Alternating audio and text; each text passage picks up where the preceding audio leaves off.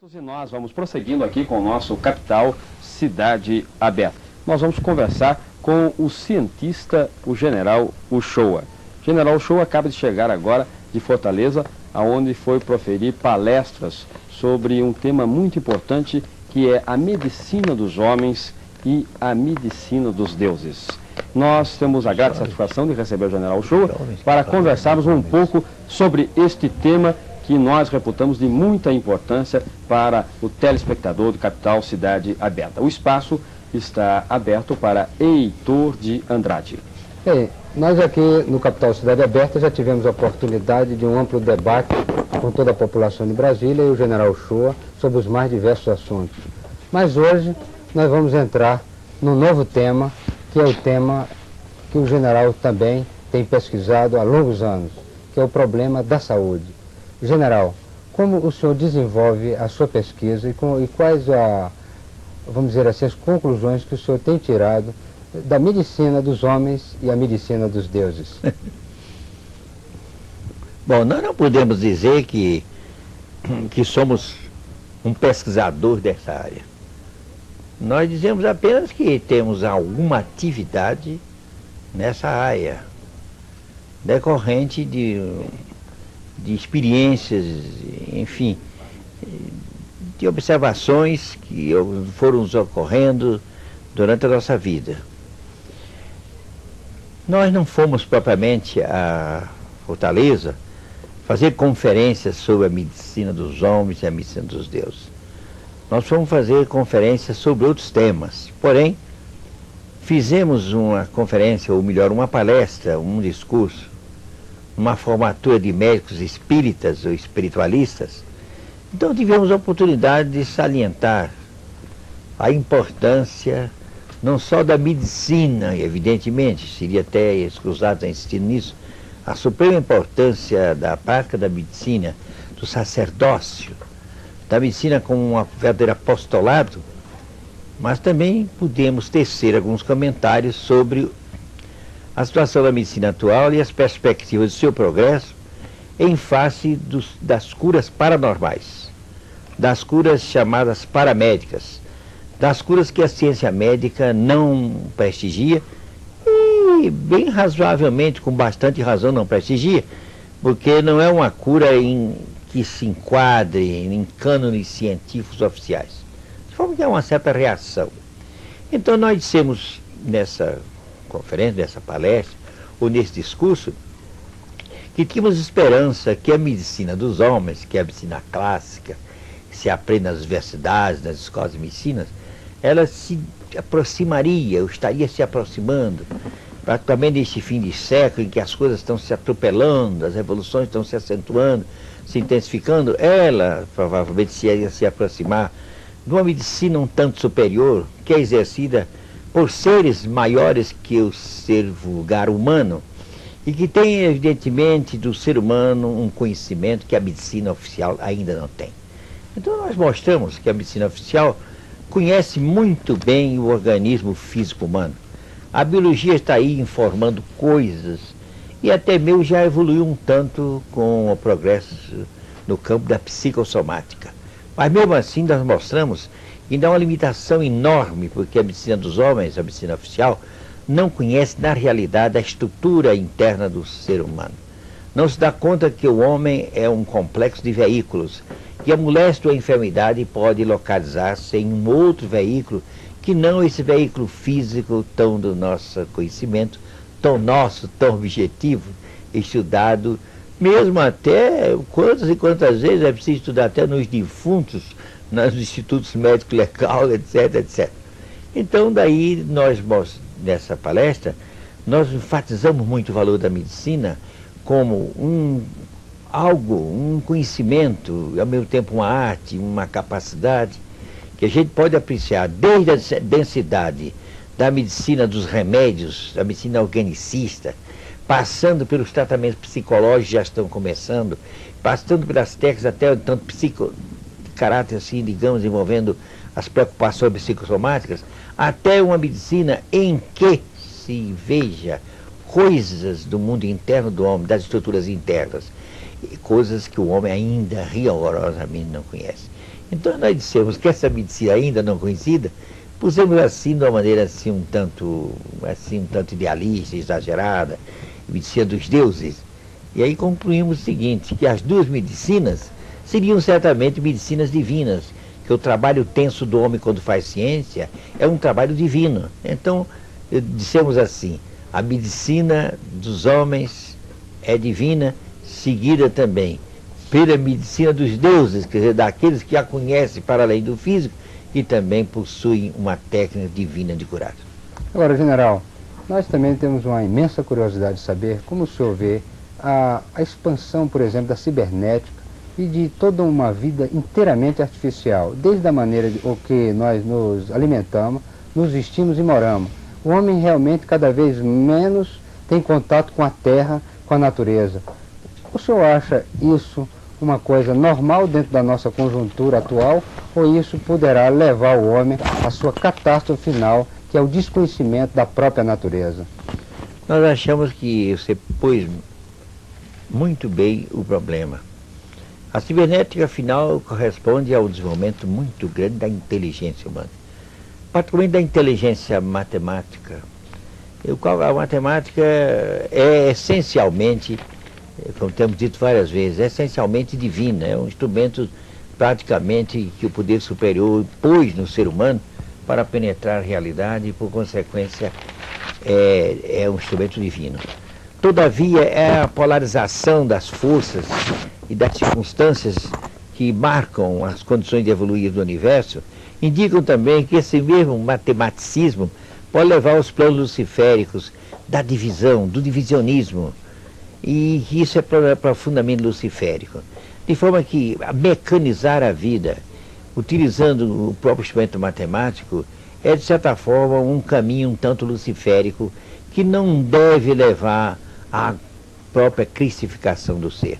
Então é possível, que você disse muito bem, que dessa forma vamos se afastando da natureza, através do exercício, digamos, extremado dos processos cibernéticos, ele cai realmente num vácuo, num vazio, que nada tem a dizer com a essencialidade da própria vida.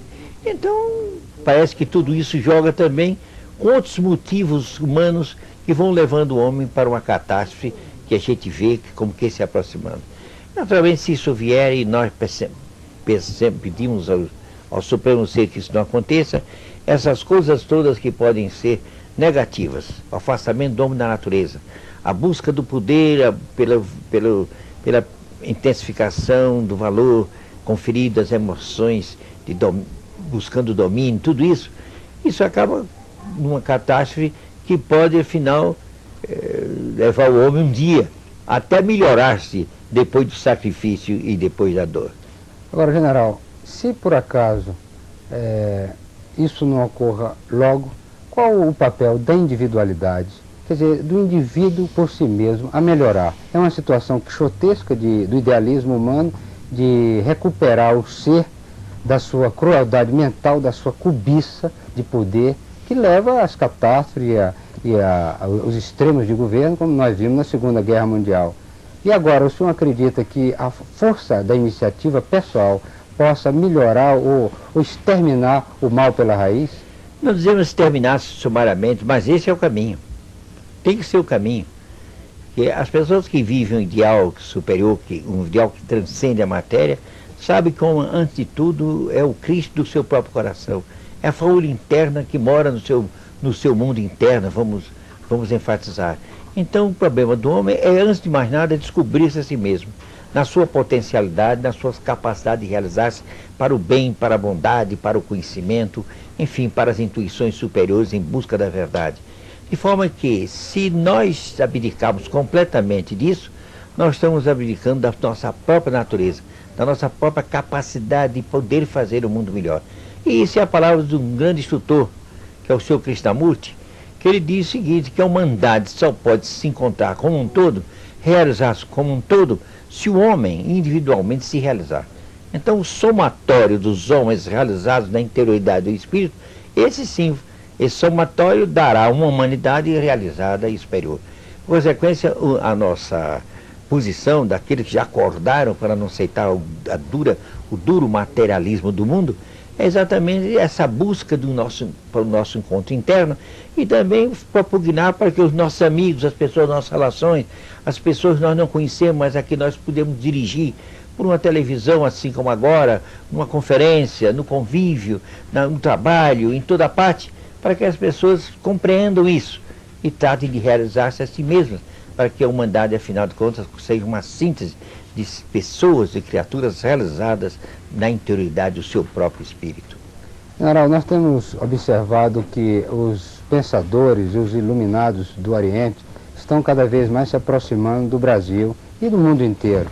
Desde o Rajneesh, hoje mudou-se para Oregon, nos Estados Unidos, onde a juventude brasileira está, vamos dizer assim, profundamente influenciada, e outros que estão chegando em Brasília. O senhor vê que praticamente todo mês nós temos um pensador, um guru hindu aqui. Como o senhor vê esse encontro do Brasil com a Índia em termos filosóficos e espirituais? Nós podemos ver isso em termos maiores. É o encontro da mentalidade do Ocidente com a mentalidade do Oriente. Domina no nosso lado, no modo Ocidente, o pensamento científico e um suposto posicionamento filosófico religioso muito fora do mundo, das realidades do mundo. As religiões ortodoxas criam verdadeiras dificuldades quanto ao avanço do próprio cientista em busca do espírito, porque estabelecem verdades precocemente, isto é, prematuramente, afirmam as verdades irredutíveis, que não podem, digamos, transigir com as realizações científicas. De forma que ao passo no Oriente se dá exatamente o contrário. O homem, em princípio, caminha por outros caminhos. Não é tonicamente um homem da mentação, da mente. É mais um homem que busca o interno, o sentimento. Naturalmente que da Índia houve extremos, e por isso a Índia e os povos do Oriente, de certa forma, se atrasaram sob esse ponto de vista científico. Mas do suposto adiantamento de cá, como também com o suposto atraso de lá, é possível que nessa conjugação haja muita coisa boa, muito boa e profundamente extraordinária e feliz a ser esperada. De forma, quando aparecem gurus daqui, da acolá, etc., nós devemos ver com bons olhos, mas devemos ter cuidado também para não nos seguirmos facilmente atrás de falsos gurus. É muito comum aparecerem falsos gurus e isso é um grande perigo. Porque o falso guru é aquele de que está escrito: cuidado, cuidado, o indivíduo que é cego vai dirigindo os outros e etc., com suposto conhecimento que não é um verdadeiro conhecimento, e sim uma fantasiosa perspectiva da realidade, e de repente os dois, aquela multidão que segue e aquele suposto guru que também está cego, cai tudo no abismo, segundo a palavra do Evangelho. Preciso muito cuidado com os gurus. Nós amamos e estimamos a existência de verdadeiros instrutores entre nós e na Índia, mas advertimos para isso. É perigosíssimo. É preciso ter muito cuidado com as realidades desse tipo que nos chegam. Agora, general, eu gostaria que o senhor nos falasse um pouco sobre o Ceará, porque realmente Brasília a gente fica um pouco fechado dentro do nosso espaço aqui do Distrito Federal, que é uma cidade centrípeta, onde realmente quem não viaja não tem a menor visão do que seja o nosso Brasil. Então eu gostaria que o senhor nos dissesse, por exemplo, dessa sua experiência, dessa sua vivência lá com o pessoal do Ceará. Bom, nós passamos 5 dias lá, mas intensamente envolvidos em problemas dessas nossas conferências. Fomos fazer lá um curso, quer dizer, uma série de 3 conferências, começando por assuntos metapsíquicos e parapsicológicos, depois continuamos com ufologia, e de forma que ficamos um tanto limitados em relação a outras áreas com as quais não podemos contactar. Mas, de qualquer maneira, tivemos a impressão que Fortaleza está num progresso extraordinário, nos surpreendeu pelas atividades que se notam a desenvolver-se por lá, nos surpreendeu mesmo.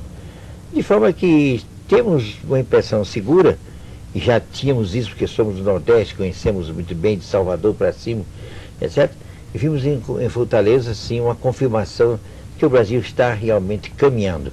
E não é mais o Sul apenas que se pode dizer que seja, digamos, constituam centros desenvolvidos do país. O Norte está se desenvolvendo, o Nordeste, de uma maneira categoricamente sensível e muito boa. Agora, sobre os aspectos, como dissemos, não tivemos possibilidade de contactar. Porque, por exemplo, a questão ufológica que o senhor se referiu aí, tem havido alguns comentários, alguns estudiosos, dizendo, por exemplo, sobre aquele último terrível desastre, que houve, parece que, alguma interferência ainda desconhecida. Nessas conversas que o senhor teve lá com os ufólogos, houve alguma ligação, alguém lhe disse alguma coisa a respeito disso? Nada, ninguém disse, nem podia dizer. Começa que lá, assunto ufologia não está lá tão avançado. E se estivesse avançado, ainda estaria muito atrasado, porque a ufologia é atrasada em toda parte. Ninguém sabe nada de ufologia. E nos parece uma coisa sem pé nem cabeça, a palavra essa, atribuir isso um desastre daquele à influência de visitantes nossos. Porque tem sido aos milhares, às centenas de milhares, as presenças de objetos sobre os céus do mundo. Não aqui, nem nos Estados Unidos apenas, nem na Europa apenas, mas no Oriente, na Ásia, na Rússia. Há um livro até muito interessante, Discos Voadores à Tarde da Cortina de Ferro, e que se vê que a situação é quase a mesma de presença. E não há absolutamente qualquer razão para poder inferir que haja essa possibilidade de seres que nos visitam estarem preocupados em abater nossos aviões. Isso é uma hipótese muito longínqua, muito longe de probabilidade de ter qualquer tom de verdade. Agora, general, o senhor falou que lá no Ceará também os ufólogos não estão assim tão avançados.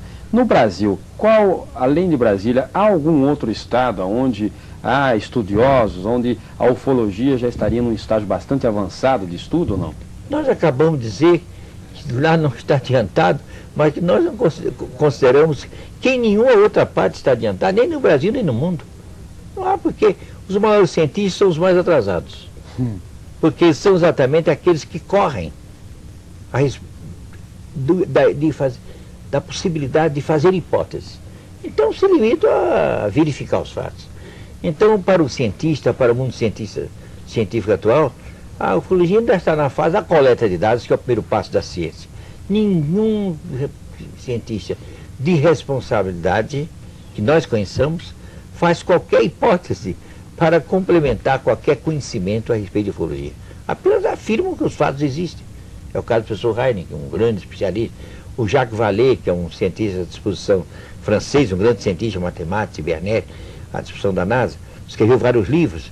Mas eles se limitam a ficar os fatos, a catalogar, a estudar ritmos de apresentação aqui e acolá. Alguns já estudam até as correntes, digamos, as direções mais prováveis em que esses objetos percorrem a Terra, mas sem nenhuma conotação científica propriamente dita, no descobrimento de qualquer lei, qualquer relação de causalidade, etc., constitui a obra da ciência. De forma que a ufologia está atrasada em toda parte. Agora, evidentemente, Brasília não é um lugar onde esteja mais adiantado nisso. Essa história é até engraçada, dizemos que nós somos autoridade nisso, é uma anedota, não conhecemos nada sobre o assunto. Agora, em São Paulo, há uma Apex, uma instituição já antiga, e que tem prestado muito serviço à ufologia, inclusive promovendo congressos e reuniões. Em Belo Horizonte tem um grande pesquisador, que é um professor, mas também limitado a essa pesquisa. Ele tem um receio, ele não faz hipótese nenhuma. No entanto, ele tem um fichário incrível sobre o fenômeno ufológico. No Rio também é a mesma coisa, no Rio Grande do Sul. E falou aqui, na Bahia, há um núcleo de pesquisa razoável. E só a ciência mesmo, ufológica, ainda não despontou. Ô, general, há poucos dias houve um fato muito curioso em todas as redações de jornais do mundo. Ninguém conseguiu receber uma foto em virtude das explosões solares. Então, foi uma coisa que todas as redações constataram da tremenda influência dessas explosões solares no sistema de radiofotos. Agora, se a natureza está provando cada vez mais a sua interferência no sistema, vamos dizer assim, das comunicações aqui, Qual a perspectiva do senhor ver de se criar uma consciência, pelo menos aqui em Brasília, para desenvolver essa percepção e sairmos desse mundo, vamos dizer assim, obscurantista que nós vivemos diante dessas grandes realidades que estão aí explodindo aos nossos olhos? Bom, só há um meio de enfrentar uma situação dessa e caminhar para o desenvolvimento desse campo, é apenas nos darmos conta da necessidade de nos realizarmos no conhecimento. E sabemos que o conhecimento, o verdadeiro conhecimento, não se faz só à custa de informações, não só visuais, como das comunicações radiofônicas ou radiovisuais, o que sejam, que venham daqui ou dacolá, nem mesmo as comunicações que possam chegar das distâncias estelares ou galácticas. Quer dizer, o verdadeiro desenvolvimento do ser, para libertar-se do obscurantismo, como você falou, é exatamente essa busca de interiorização que desenvolve no ser faculdades que o fazem a esse ser compreender, viver e perceber coisas que instrumentos quaisquer físicos jamais descobertos pelo homem, instrumentos quaisquer podem fazer. De forma que o problema todo se resolve nisso. O obscurantismo só se vence pela iluminação interior do ser. General Shoa, nós queremos agradecer mais uma vez a sua presença aqui no Capital Cidade Aberta e dizer-lhe da nossa satisfação de recebê-lo, de trazer essas informações para o público telespectador aqui de Brasília.